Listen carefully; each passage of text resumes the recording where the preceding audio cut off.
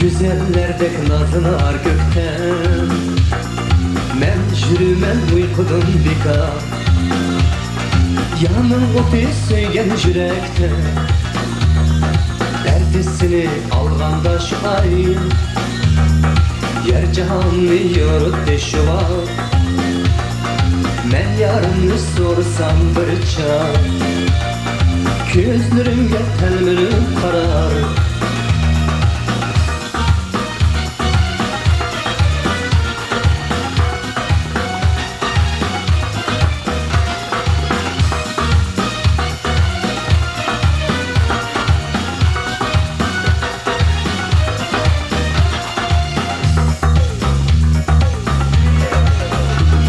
Yer akşımı da aynı şunda.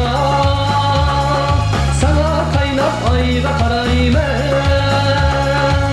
Kürüp durgan yer canım, kürüp durgan yer canım. Cananımı aydın soraymen. Yolun ayga okşan yani. Gündüzleri görsem mu değmen. Her akşamı ayda okştu.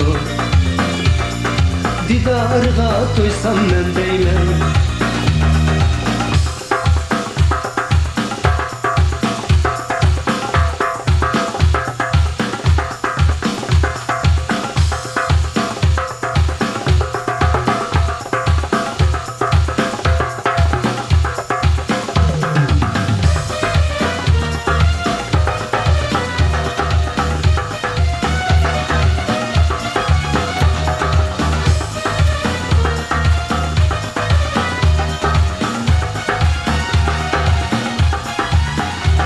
Yer akşımda ayrılıp şunda. Sana kaynap ayrı karaymen. Körüp durgan yer canım, körüp durgan yer canım. Cananımı aydın soraymen. Onun ayga okşagan yani. Gündüzleri görsem mu değmen. Her akşamı ayga okştu. Didarga duysam men deymen.